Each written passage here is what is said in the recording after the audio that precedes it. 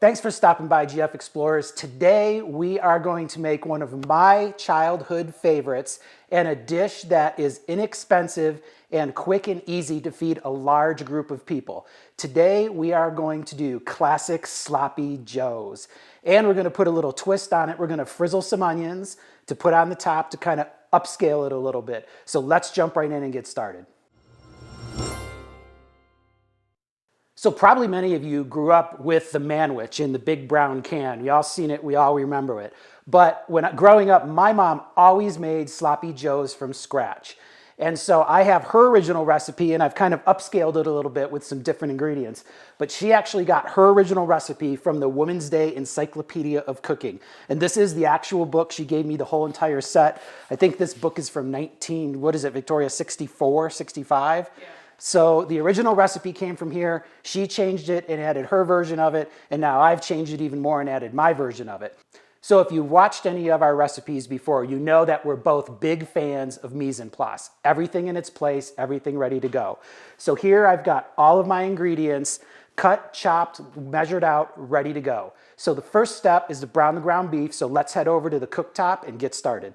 Okay, so we're gonna get our ground beef started, our pan's warming up. Before we do that, I wanna talk about what I did with our onions for our frizzled onions. I sliced them ultra thin on a mandolin, and then I put them in what I like to call faux buttermilk, which is a little bit of cashew milk with about a tablespoon of vinegar. And I've just been letting them sit here. It's gonna do two things. Number one, it kind of tames down the harshness of the onion, kind of takes away a little bit of that onion flavor. And then secondly, it's gonna give our flour blend something to stick to. So we're gonna set these aside right now and get started with our ground beef. I've got my pan, it's hot.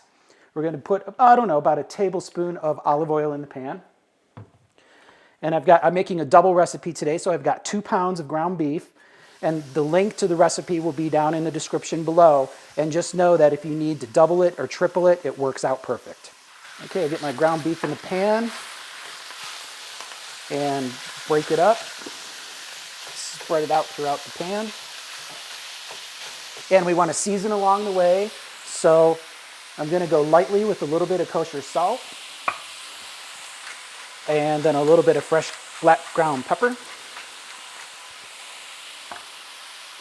And our pan's nice and hot. You can see it's almost ready to turn over already, so we'll get the salt and the pepper mixed in there. And we'll break up these larger pieces. Okay, our ground beef's looking pretty good. We're gonna get it turned over here and break up some more of these big chunks. We want this as fine as possible. So as it cooks, just keep breaking up these bigger chunks here.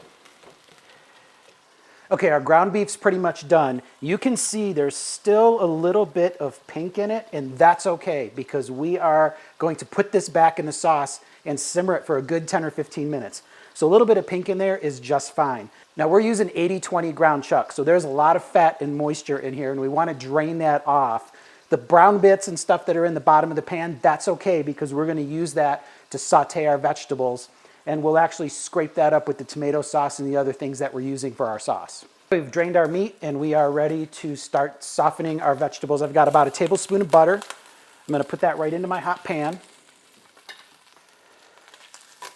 Let that melt. You can see we've got some of the brown bits from the beef in there still in the pan. That's perfectly okay, and it's going to bring more flavor to the table. I'm going to go in with my very finely diced yellow onion, finely diced green pepper. And again, I can't stress enough here, use a really fine dice when you're cutting your vegetables because we don't want big chunks of anything, celery, peppers, or onions. I'm going to go in with my celery. And once again, we're flavoring along the way. A little salt. A little bit of black pepper. Mix this up. Okay, so you can see this is the point where we want to be. The vegetables are starting to give up their moisture. The onions are translucent. I'm going to clear a path here and go right in with my garlic. All right, I can smell the garlic, so it's just getting fragrant. It's just softening up. Now we're going to go in with our tomato paste. And this is the base for our sauce. And what the tomato paste is going to do here is start to mix with the moisture that our vegetables released. The tomato paste is going to cook, which is going to be more flavor. And you can see how it's sticking to the peppers, onions, and celery, which is exactly what we're looking for.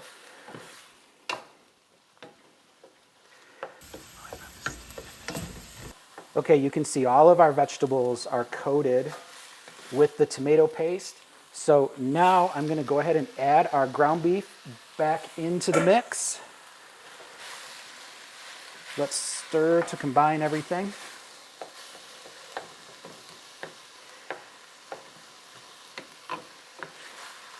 And as I stir to combine this, you can see the advantage of having a really fine dice here. It mixes in really, really nice with the ground beef.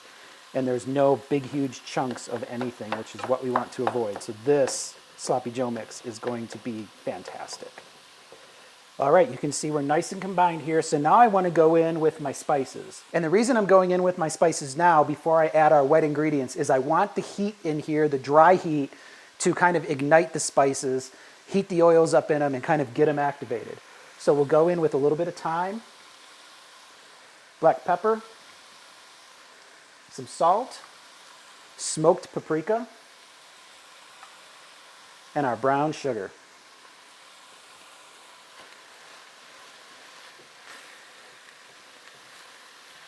And we'll stir to combine all of this again. Oh, the smells of the spices as they hit the bottom of that pan is fantastic.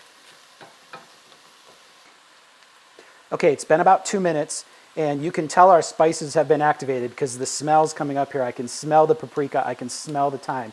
It's fabulous. So now what we want to do is finish this sauce off by adding all of our wet ingredients.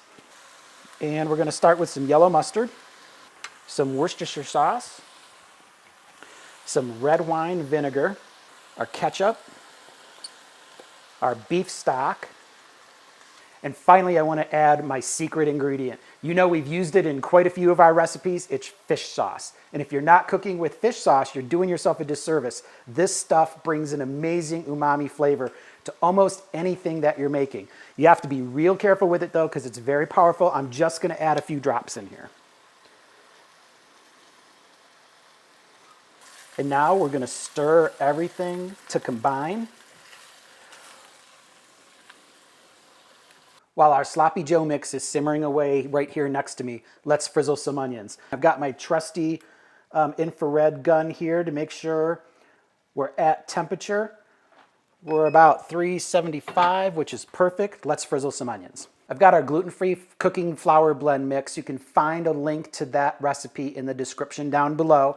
I've got in here a little bit of onion powder, a little bit of garlic powder, and a little bit of black pepper just to give our onions some flavor. So here's our onions that have been sitting in their faux buttermilk. Just going to take a small handful and give them a little coating with the flour. We're going to shake off the excess, and we're going to go right into our hot oil. I've got my tongs here.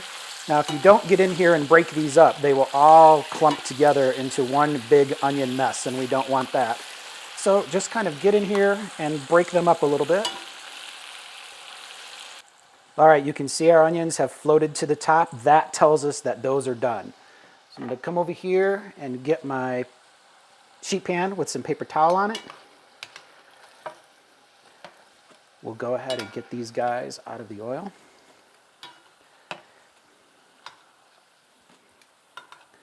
They're smelling fantastic. All right, those are out of the oven.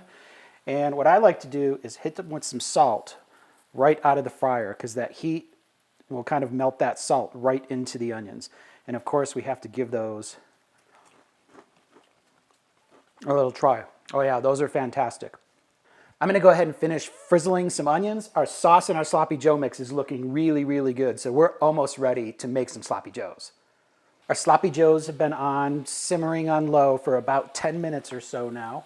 I'm going to give it a final mix. You can see how much thicker the sauce has got from when we first started. That's what you want to see right there. Stick to the spoon deliciousness. I would say This is ready to go. But before we serve this to our guests, one of the things you always want to do is taste your food when you think it's done. We're checking salt levels, we're checking flavor levels. Is it everything that we expect? I'm going to go in with my tasting spoon. Ooh, it's hot. Oh, it smells delicious. I can smell the green pepper in there especially.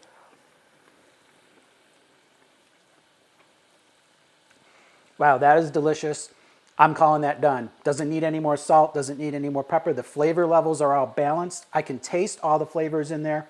I can taste the green pepper. I can taste the brown sugar. The sweetness level is really, really nice. Not too sweet. We're ready to go. Let's make some sloppy joes. All right, are you ready? I'm ready. And look who joined us from behind the camera.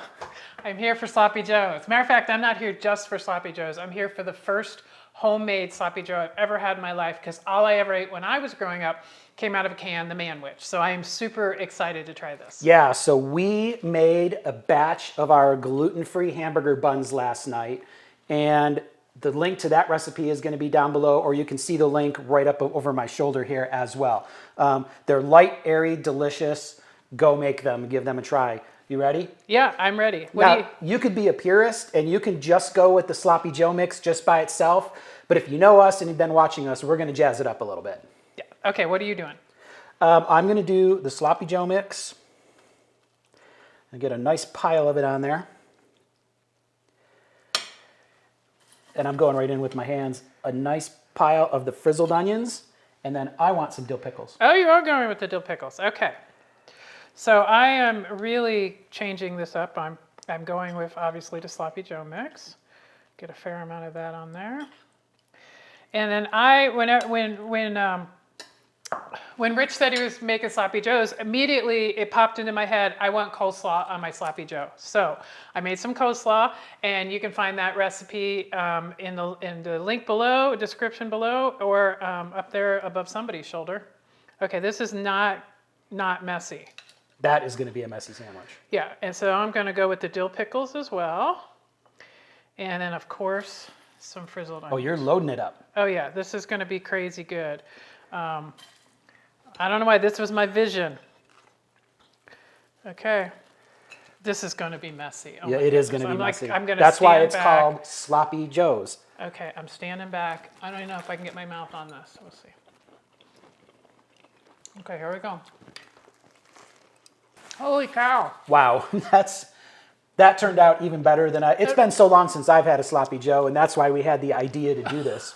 I would say these absolutely lived up to the name, sloppy joes. It is a sloppy sandwich, but I think you would agree, it is delicious. It is absolutely, I mean, I will never go back to Manwich ever anyways, but so good, so flavorful. I can taste all the ingredients. I love the green pepper in there. And I love the mustard. I can taste all of that. And I must say, I do like the coleslaw on the sloppy joe. It brings a nice, cool element. And then the frizzled onions and the pickle. The little dill pickle. He's not a big deal, but he brings so much flavor. It adds a sharpness, vinegar sharpness to the sloppy joe, which there is some red wine vinegar in there, but that adds even more to it. Oh, it's so good. It's absolutely. So there's the case for making your own. You're designing your flavors to what you like. You like it a little spicy? When you're making your sloppy joe mix, put a little cayenne pepper in there if you like it spicy, but design it your way. You're eating healthier and better when you know what's in the ingredient, when you know what the ingredients in what you're making. The Manwich, I don't know what the ingredients are in that, but I gotta imagine there's a lot of things on there that you can't pronounce. Yeah, or they're just not fresh versions. I mean, eating a sloppy joe from scratch, everything is fresh. You saw everything that goes into it. That's the way we like to eat. We hope to be able to help you to eat like that if that is your goal, because it really is not even just from a health perspective, from a flavor and from a taste perspective. Yeah, from taste and satisfaction, it's like you can't beat it. So I'm so happy you made these. Yeah, these were fantastic. Well, thanks so much for watching, guys. Be sure and get the recipes in the description down below. And you can always go to our website, gfexplorers.com, and be sure and like this video, give it a thumbs up, subscribe to our channel. It helps us out tremendously. And until next time, happy eating.